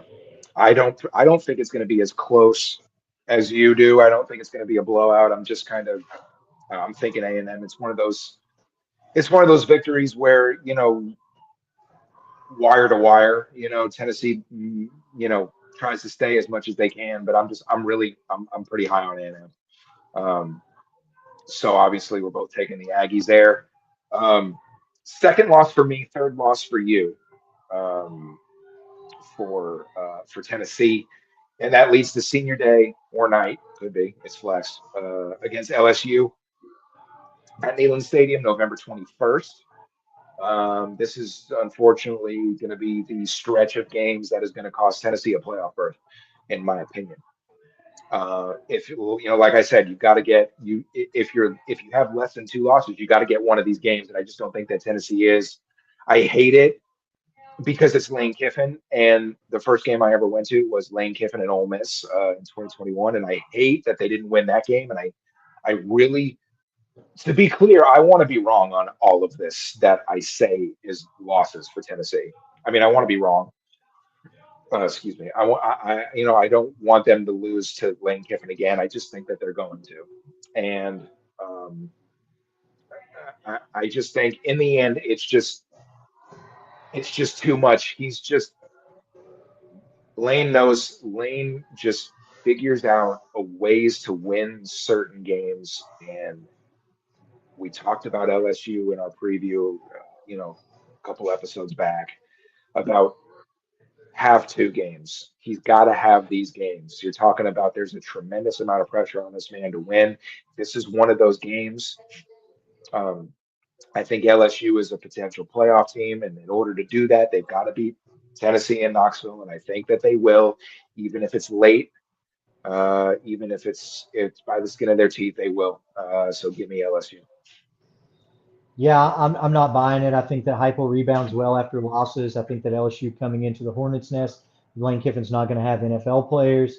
I think that this team is strapped together. Now they are talented, but this is a lot of people that haven't played together a lot. I'm just not really buying the huge LSU hype. I think they're a 9-win team, but I think that Kiffin always loses games where on the road, especially that he shouldn't. I mean, he shouldn't have won that 2021 game at Tennessee.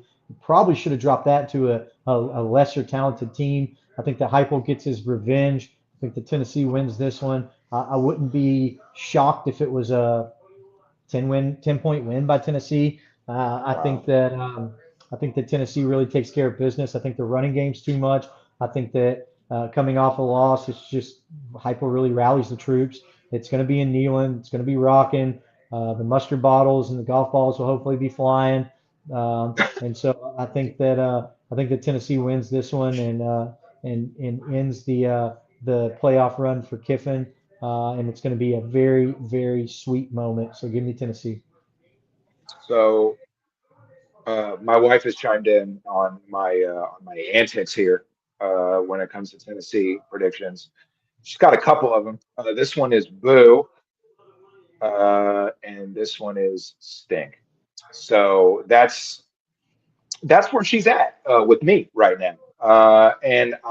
Look, I don't think I'm getting any soup in my family group chat. I probably will not. This is the point of the year that is tough.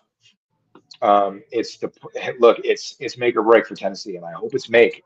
I just two tough games in a row, going to be really, really hard. You've got a little bit more faith in me when it comes to Tennessee against Kiffin, which is great because I would really love to. I'd really like to beat him. I think a lot of Tennessee fans would like to just kind of the whatever it is about Lane Kiffin. You know what I mean? Like Tennessee, most Tennessee fans still hate him, some don't, and there's like a mystique I want to say, or just like a maybe it's like a Kiffinism. I don't know what to call it, but it's one of those things where you don't love him, you don't hate him, maybe you do hate him, but it's just you want to beat him, and I think it's time for Tennessee to do so. I think it's time for the Vols to you know to, to bury this, and it would be a great time to do it. I'm not don't have as much faith as you, but kudos to you for that, for being able to do that. So we both have Tennessee at 3 losses. I don't think that's going to change as we talk about Vanderbilt, which is always the last game of the year, always right after Thanksgiving. This edition of this rivalry we played in Nashville, and it doesn't matter who's starting a quarterback for Vanderbilt. It doesn't matter pretty much any of that. I don't think. I don't think it's going to make a difference. I think that Tennessee is going to win this one.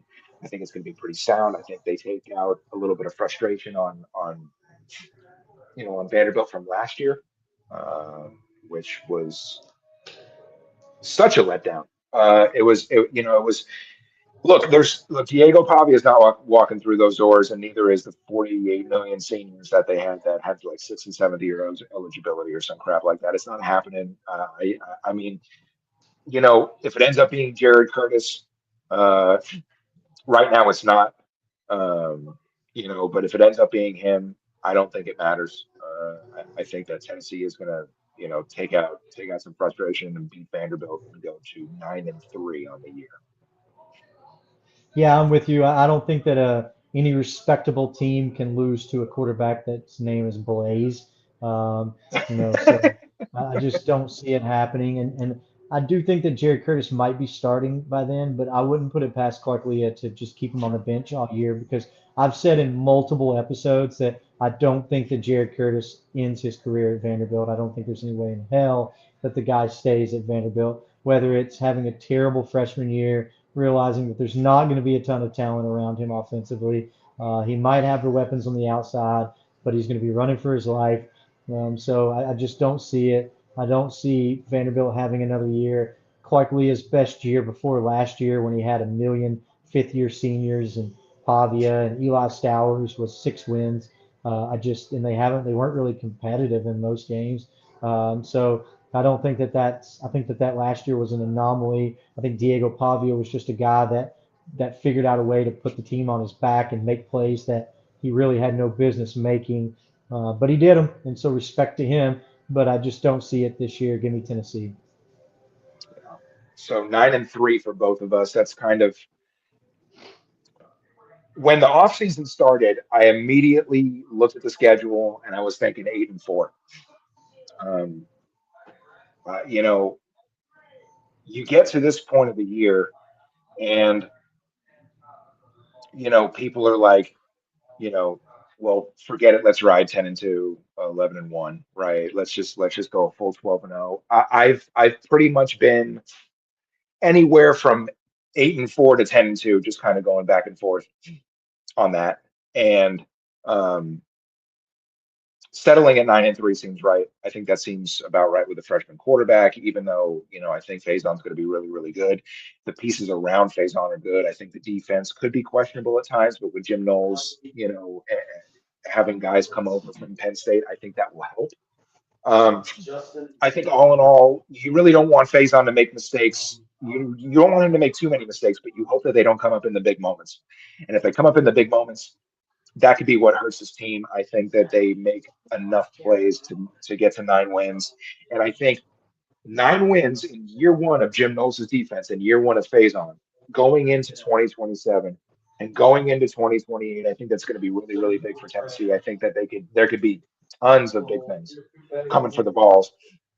that could springboard them from a 9-3 to a playoff berth, from a 9-3 to a 10-2 to an 11-1 type of situation. Especially with the schedule next year, I don't think it's as it has its toughness, but I think that when you're going to get DGG, you're going to get Faison back, you're going to get more experience with the defense and Jim Knowles, so I think you're going to be okay there. Um, yeah, that was. Any final thoughts on Tennessee before we move to A&M?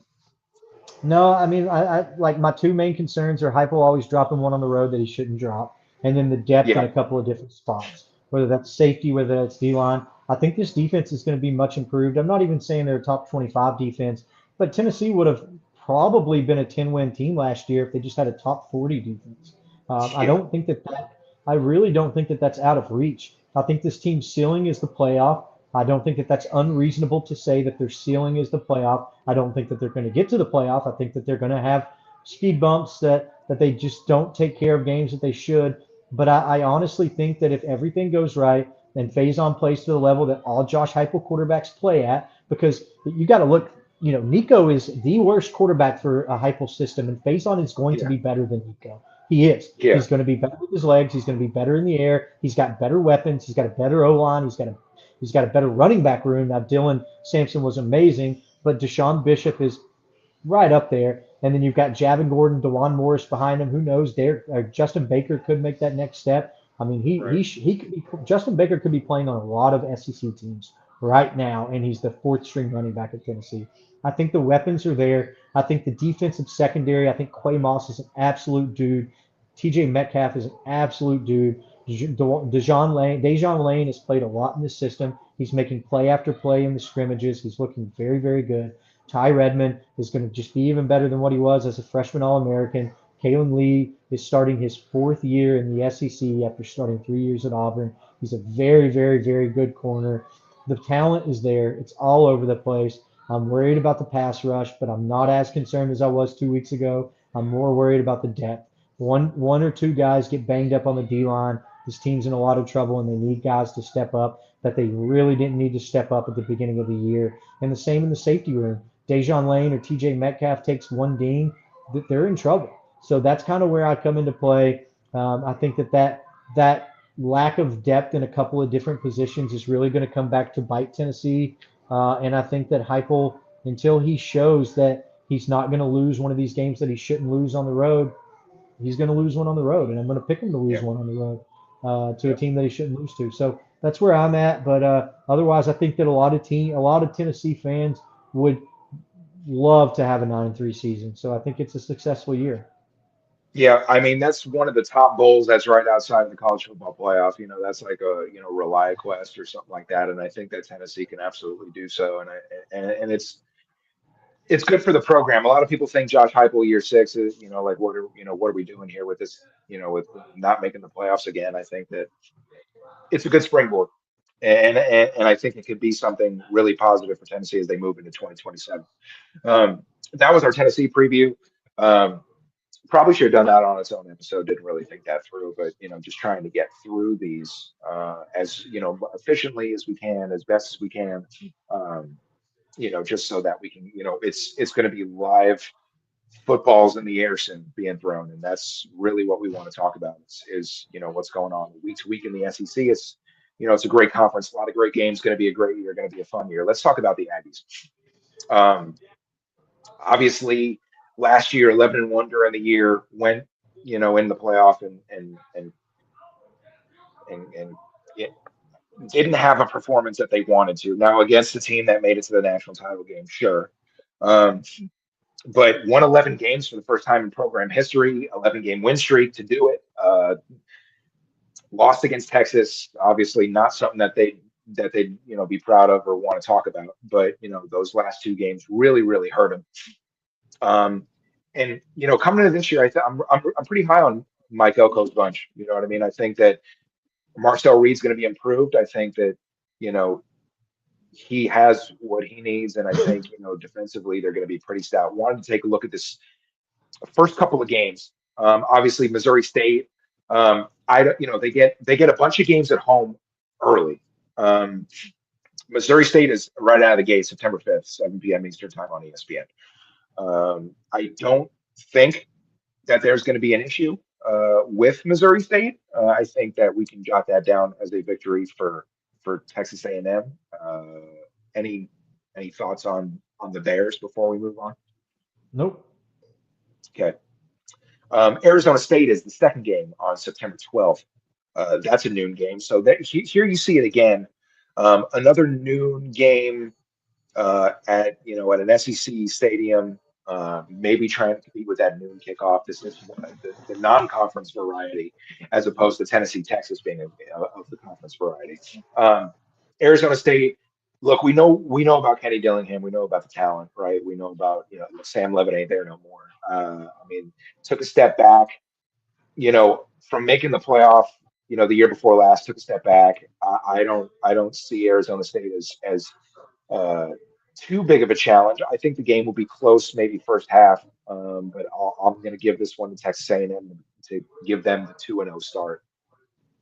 Yeah, I think that Kenny Dillingham does a lot more with less than most coaches in the nation. I think that Cutter Boley showed quite a bit of promise last year. He also showed quite a bit of down, you know, downside to him as well. I like Amarian Miller. I'm pretty high on him as their Z. I think that they have some bright spots in this offense. I don't really know what their defense is going to be like. Plus, this game's at A&M, but I do think that Arizona State could knock them in the mouth a couple of times. But I think that a Mike Elko team is going to have they're not going to have a glass jaw, right? Like you're going to have to hit them a couple more times to KO them, and I don't see this Arizona State team doing that. I think that Texas A&M is just too physical. I do think that like I said, I have concerns with their O line. I have concerns with their D line, but I do think they get it done. So give me Texas A&M. Yeah. So we'll both have Texas A&M at 2-0 at this point, and then here's where SEC play kicks off.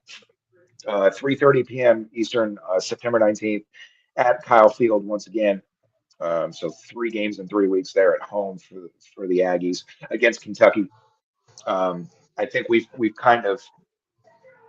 talked about this, a couple of different times, especially when we did the Kentucky preview.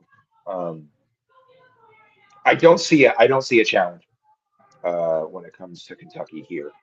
I think you know, they're coming into basically a buzzsaw. I think they're coming into an environment that's going to be really, really tough. This is Will Stein's first SEC game. It's on the road. Actually, I think Kentucky might play. Um, take a look. I think Kentucky plays Alabama in week 2. So this is not this is the first road game, but it will not be Will Stein's first taste of SEC play, but it will be the first road game, and I think that this is going to be a tough environment for Kentucky to handle. Um, so with that, give me Texas A&M. Give me them to start off 3-0 in the 2026 season. Yeah, I don't see Kentucky being too much of a factor for Texas A&M. I think that Will Stein's comments about the reason that he believes this team will win might be coming into question, and he might start having some disbelief in himself, and maybe knock him down a peg or two after this game. Give me Texas A&M. Yeah, let's do that. Um, here's where things get a little dicey, right? I mean, just momentarily, right? Because I think that there is a there's another winning streak upcoming for Texas A&M, but in Baton Rouge, we talk about the Lane Kiffin half twos, right? This is one of them, and it's early in the year, fourth game in. Could be a night game. I think it should be a night game. Um, this is the spot that maybe Tennessee and Texas could have been a night game, but it's not. But it's flex. But look, I mean, you get two top 10 teams potentially, and I think you got to make it a night game. And look at the record that LSU has. I don't remember it verbatim off the top of my head, but at night, I think LSU like historically has like less than 10 losses at home since they've been playing night games at Tiger Stadium. And so for that, I mean, I'm not always a believer in history, but you can look at some of these numbers along with maybe some of A&M's potential struggles. in a couple of road games this year, and I think it starts at LSU. I'll take the Tigers, so give me them over the Aggies, even if it's anywhere from 4 to 7 points. I'm comfortable with that. So give me the Tigers. Yeah, I think that it's just too much LSU on this one. I think that Sam Levitt's going to be able to, with so many questions on this defensive front for A&M. I do think that the kid that A&M, A&M did reload. They've got the dude from, I won't say kid because the dude looks like a 40-year-old man. Uh, the Anto Osaka guy from Northwestern. I do Yeah, like DJ Hicks a lot. I think TJ Cersei is going to put a lot of pressure on the quarterback. So I do like what A&M does return. I think that, but I just think it's too much LSU. I really do. I think that LSU playing at home, things get weird in that stadium. There's like a weird Cajun vibe that goes on. Those fans are hammered, they get loud, they get rowdy. I think Lane Kiffin, first true home test, I believe. So give me LSU to hand A&M their first loss, which didn't happen until the last week of the season, if I remember correctly, last year. that's So right. I think it happens a little earlier this year. Give me LSU. Yeah, the run that A&M had last year is going to be really, really hard to replicate with this schedule. Um, there's 3-1 at this point, and with some favorable matchups ahead of them, more favorable than not in this meat of the schedule. And the first one is Arkansas. Um, don't really see a big challenge from the Razorbacks. This game is at Kyle Field. 3 out of the first 4 games are at Kyle Field. Obviously you got to make that up later in the year, and there will be some toughness there. But right now, um, on October 3rd, give me Texas A&M to move to 4-1. Not seeing much of a challenge. It could get pretty ugly in College Station.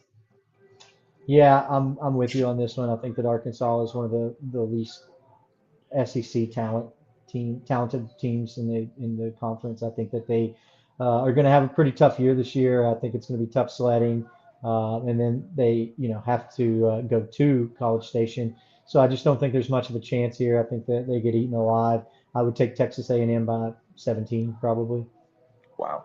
I mean, there's a bunch of games this year where we're talking about big spreads, and usually, it's something that you would stay away from in conference games, but I think you can be pretty comfortable, um, with teams like Vandy and Kentucky and others, that can, Arkansas, Arkansas, Vandy, Kentucky, you could be pretty comfortable. I guess if for my predictions, Mississippi State too, you were a little bit higher on them than me, but there could be some big spreads this year. I mean, obviously we're not odds makers, so don't be listening to us, especially me. Don't listen to me when it comes to betting advice. I'm pretty bad at it. So let's see, 1, 2, 3, 4, 4-1 is Texas A&M, and they go to Columbia to face Missouri. Um, both of us, from what I remember, because this was not too long ago, are have Missouri as a 500 team. 6-win team, and this was not one of them, if I'm not mistaken, from your end. It's an early game. Um, not that Missouri is like a really like suffocating place to play at night. I guess it can be more difficult, but it's going to be an earlier game. I don't think it matters. I'm going to take A&M. I think that this year could get a little bit ugly for Eli Drinkowitz, and I know he's got a recently newer contract. I just don't know how long Missouri can keep doing this. It's kind of like South Carolina with Shane Beamer. I don't know how long these schools can keep doing this of not being as relevant as they want to in their own league, not making playoffs, and continuing this trend. That, however, is not the task at hand. The task is Texas A&M, who I think will beat Missouri. So give me the Aggies. Yeah, I mean shades of old 20 2005 to 2015 Big 12 rematch. Before 2015, I guess is really like I don't know 90s to early 2000s. I think Mizzou made the move in like '09 or something like that. 2010, the first expansion.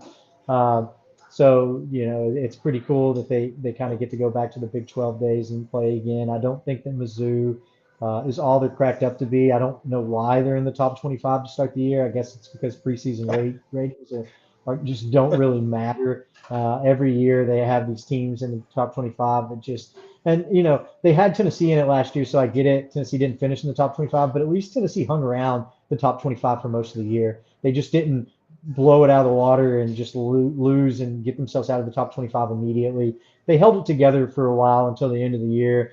I don't think that Mizzou is one of those teams. I think that they lose their ranking pretty quickly. I think that Texas A&M handles business, even if it is at Mizzou. Mizzou is one of the most miserable places to play because of how damn cold that place gets. But luckily, it's not there yet. It'll still be chilly, still be crisp. But I think that Texas A&M handles business. I am a little concerned about how Texas A&M battles the elements as a team, just because of what they did last year in the playoff. But I don't think that matters too much in this one. I think too much Texas A&M. So I'm riding with the Aggies on this one. Citadel, Yeah, same thing. same thing. Yeah, I figured we were going to skip Citadel. So 5-1 after Missouri, 6-1 after Citadel. I don't think there's a whole lot to talk about there. Um, this game's pretty interesting. Um, at Alabama, um, I believe in the Alabama preview, if I'm not mistaken. Probably gonna need to review this so I don't get this wrong, unless I'm gonna flip. But um, Alabama's losses were Georgia, Tennessee, and I want to say LSU is the losses that I had for Alabama. You had Alabama losing, Just I believe, Georgia Georgia and and Tennessee were Tennessee, my one. right? Yeah, just Yeah, Georgia and Tennessee were me. yeah. You had Alabama as a playoff team, and I had them just right outside. Um, I've debated flipping. But for the sake of I said what I said. I'm on the fence, but I'm going to stay with A&M to get a massive road victory at Bryant Denny in Tuscaloosa. I Let's make sure it is there. It is there. Yeah. Yeah, I'm going to stay with it. I think that Texas A&M is able to pull it out. I mean, I'm not confident, but confident enough to not flip. It was one of those things where we did the Alabama preview. It was the first or second team that we did. Um, Obviously, as these episodes unfold and the schedule, and you get deeper in the schedule, you're thinking to yourself, should I really have done that? But I'm not gonna go back on it. I may have made some mistakes and gone back on some that I didn't realize, but I'm not going to do that here. I'll take Texas A&M um, to continue a really, really magical run early in the year. Yeah, not me. I don't see it. I think that A&M I just think the turnover on the O line and D line is just going to be a lot. I don't think that people realize that it's less than a 50-50 shot when you rebuild your entire O line from transfers because they have to get on the same page. They have to, and it's more the O line than it is the D line. The D line can step up and start playing together pretty well fairly quickly. Look at Miami last year, but so I don't really have too much problems with Texas A&M's defense, even though they lost a ton. I think that Mike Elko gets them ready, but for me, it's the O line. I think that if Marcel Reed is constantly running for his life, he's not the biggest quarterback in the SEC. He's far from it. So if he takes too many hits, what are they going to do? Where are they going to be at? Now, I'm not saying that's what happens, but even in this game, I just think that Alabama pins their ears back, gets after him. Bryant Denny's going to be rocking. Give me Alabama in this one. Okay, so with that, that's your second loss um, for A&M. So let's see, 1, 2, 3, 4, 5, 6. So 6-2 for you, 7-1 for me. That goes to the bye week on Halloween, which there are a number of teams off for the bye week, including Tennessee on Halloween. The week after, November 7th, is at Williams-Brice Columbia against South Carolina. That'll be a 3:30, 4:30 slotted game. Um, I don't. This is a revenge game for South Carolina. I mean, if Beamer is still the coach there, Shane Beamer, if he's still there, he's going to want to get this one. But I don't know if he's there. This is November. South Carolina's been through another year where and I know his contractual situation is probably not as dire as some of the other ones, but his seat is going to be hot. I think his seat is going to be pretty burning hot at this point. Um, so if he is there, he's going to want to get this one because you were up 27 points at halftime last year against A&M in College Station, and you ended up not showing up, just blowing that game. And with this game at home, he's going to need to get it, but he's not going to get it. Not in my opinion. I think A&M will not go down 27 points in this game. I don't think they will be down like at all in this game. I think they'll, you could look at a wire to wire victory type of deal. Give me the Aggies to get their ninth victory of the year.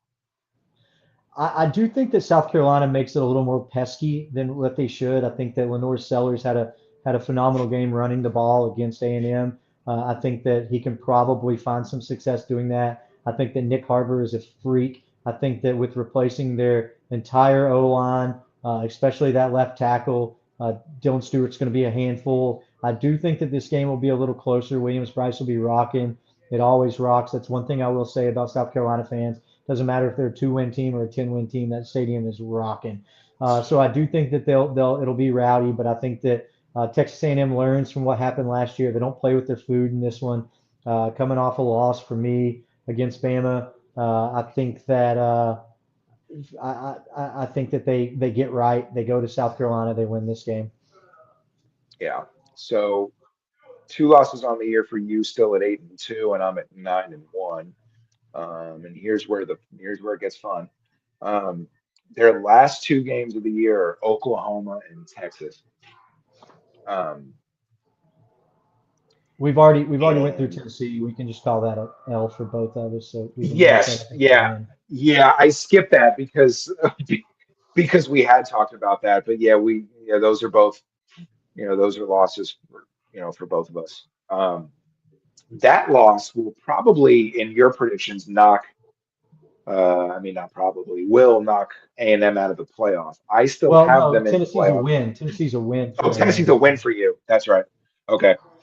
So you've still got them at, let's see, you've got them at losing against LSU and Bama, right?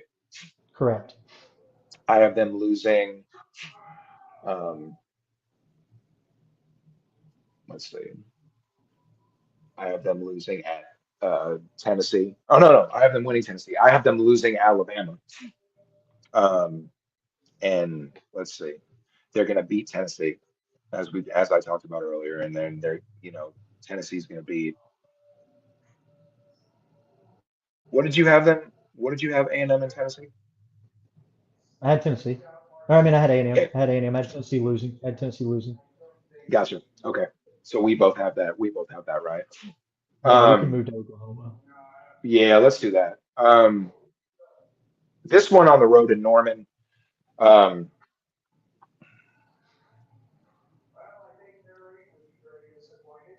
I just this game for me. We talked about it when we did the Oklahoma preview. This game for me is going to be tough for A&M. I think this is a game that Oklahoma has to have. I think it's early. It's a 12 or a 1 o'clock game, obviously, and that's going to be. I think that's going to.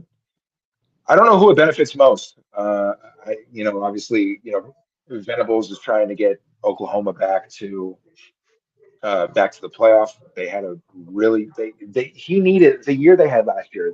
They had to have, and you know, I'm I'm not as big on Oklahoma as you are. Um, I think I was a little bit down on them. Um, Let me look at this real quick.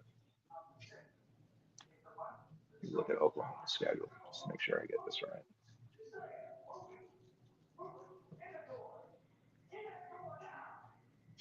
Yeah, I had them at 7-5, and I believe one of those losses was at against A&M. So uh, I'm going to stick with that. It is a tough place to play, but I'm going to go with Texas A&M in this to just continue a really good year. You know what I mean? Continue just what they've been doing. Um, had the same type of run last year, obviously 11-0 out of the gate, and then two losses. But I mean, I like this team. I mean, we talked about a little bit. Four playoff teams for me are LSU, Georgia, um, A&M is another one, and I believe it was Texas. Let's see. Oh no, you know what? Ole Miss, A&M, Georgia, and LSU are my playoff teams. So to kind of got to keep that going. So in order to do that, um, Oklahoma's got to go No, down. no So give me Texas. Texas A&M. No, no Texas. Well, I have Oklahoma and Texas as playoff teams, and Gotcha. uh, I have them winning. I mean, not like I said, my playoff teams: Georgia, Alabama, Oklahoma, Texas. So I think that Oklahoma's defense is just way too physical, and like I said, from start of A&M, my biggest concern is their O-line. And what Oklahoma does, they do it very well. They control the line of scrimmage. They manipulate the line of scrimmage. They push the line of scrimmage, and they do it with limited pressure. They do it with limited blitzes. They win their one-on-one battles. You saw it happen last year. They're going to do it again this year. They return a lot of really good pieces. They return a lot of players that were in the system last year. I think that A&M's just going to have a really bad day trying to control teams. That's why I think the South Carolina game is even closer than what most people put, because South Carolina has elite pass rushing. So I think that that's where A&M is really going to struggle this year, because with four new starters, it's going to be rough when you face teams that can absolutely manhandle you on the line of scrimmage.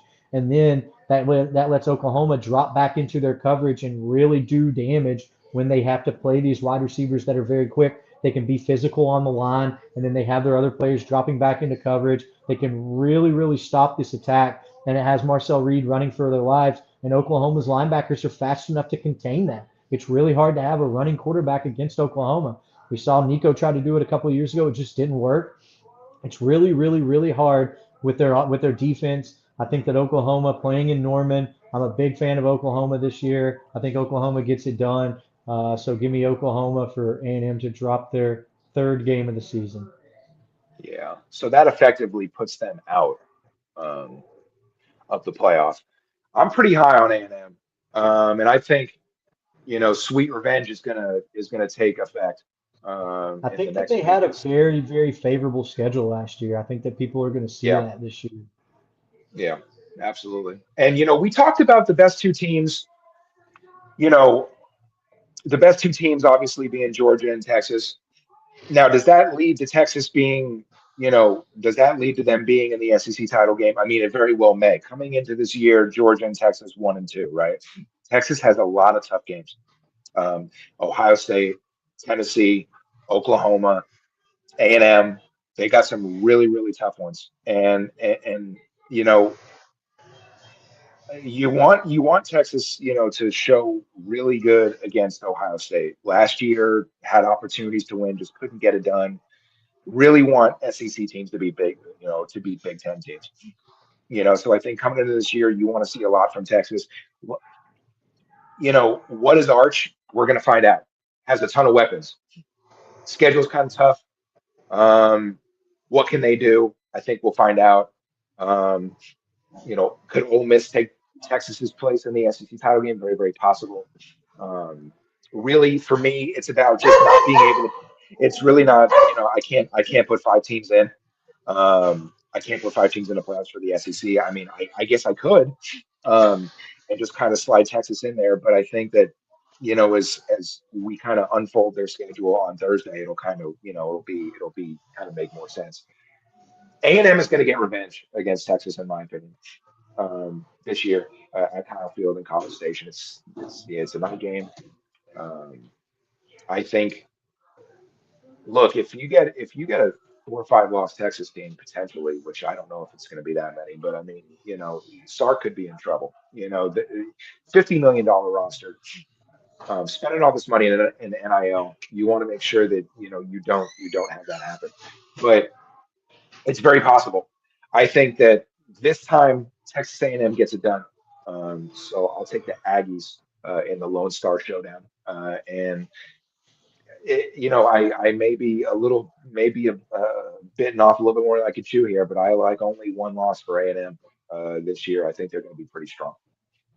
Yeah, I don't see it. I just don't see it. I've got Texas A&M losing this game. I think they come back down to reality this year. Last time that Texas A&M beat Texas was 2010. They have Hmm. lost their last four meetings. Texas absolutely manhandled them last year. I think that Texas A&M's flaws really started coming out at the end of the year. I don't know how much better they get at that because, like I said, I just keep going back to it. The O line is such an issue when you have defensive fronts that can push it around. It's going to be a long day for Texas A&M, in my opinion. I just don't know how good I think Marcel Reed is yet, especially in the passing game. I think that he's going to have to depend on throwing the ball a lot more. This is the second year of tape that these defensive coordinators are going to have of Marcel Reed. It's the second year of tape that they're going to have with this offense and the way that they're running it with him. I love Mario Craver. I think he's an absolute weapon, but I just don't see A&M getting back to that level of 11-1. They're rebuilding their entire O line. They're rebuilding their entire D line. How's their secondary going to be? What are they going to be like? What's their identity going to be like? We know that their defense should be physical under Elko, but we'll see. We'll see. I don't think that their offense is going to be able to hang with these teams that are as talented as Texas. I think that when Marcel Reed gets gets blown up in the backfield, like what do you do? What do you do when an edge rusher contains the edge so you can't escape out there? Can you manipulate the pocket? Can you step up? Can you go through your progressions? Can you hit your receivers? I'm not sure that he can. I don't have a lot of faith that he can. So I have Texas winning this one for the sixth time since 2010. I have them winning it pretty handily. Give me Texas by 14. Wow. Wow. And that's what makes this fun. You know what I mean? Because you know, the different opinions. You're probably a lot more, you're probably a lot closer than I am when it comes to this. Um, but it's like in terms of like, taking like certain things where you think it's like chalk, you know what I mean? Or like it should be, certain victories for certain teams. I was thinking I would vary a little bit because there are upsets, there are things that happen that can change the outlook of you know of the playoff, of the SEC for sure. And I think the one thing for me that is probably that can derail this is Texas. Um, Obviously, top two team coming in, but will they? Will they be able to keep that pace? And that's something you got to find out as you guys tune in Thursday, as we will They're wrap just up our so previews. they're just so loaded for me. They just return Yeah, so much. They're yeah, so loaded. they are. I don't. I think that Sark could screw up about anything, but I think that it would be very, very, very, very hard to screw up this team. I mean, Cam Coleman's down there somewhere. Throw it up. Ryan Wingo's going to beat Yeah, his guy. Like, just put it in yeah, the area where Ryan Wingo is. If you can't do that, Relique Brown coming out of the backfield is an absolute monster. And then you have Hollywood Smothers who can run and break off an 80-yarder at any given time. Their defenses continue to reload. Their offensive line is probably the best in the nation. I just don't see a lot of losses and a lot of flaws in this. I think that the chink in the armor is Sark. I think he's arrogant. I think he gets lost in the sauce. His play calling ability becomes way too much sometimes. He overcomplicates right, things, but I just don't think it matters. I think they're so good. At the end of the day, if a game gets tight, they can keep it simple. They can run solid crossing routes like they do. They can hand the ball off, and they're just going to be so tough to beat. And I just, defense travels. Defense always travels. That's why I like Oklahoma, and that's why I like Texas. So that's why I'm a lot higher. I think Texas could go through, and I think Texas lose one game next year or this season, and I think it's either going to be between Ohio State or at LSU. I think that they take care of business every other game. yeah. Um, you were 8-4 on A&M then, or Yep, not? eight And and three, four. 8-4. Okay, yeah. So that's Texas A&M, and that's Tennessee. As we wrap up episode 7. Uh, Final thoughts, Seth, as we get out of here. 2 hours. Nice. I think that's a Yeah, no, record. yeah, probably is. So I gotta, Yeah, yeah. I gotta let my dog out. Yeah, yeah. Let's do that. Let's let dogs out. Everybody, No, enjoy your he's not. yeah, enjoy your Tuesday evening. And we'll be back Thursday, wrapping up previews Texas and Vanderbilt. Thanks for hanging out. Follow Seth at ro_co_ Vols. I'm at JW Sports 704. Follow the show at SEC Front Porch. Um, Everybody, stay safe. We'll see you guys next time, and everybody have a good night.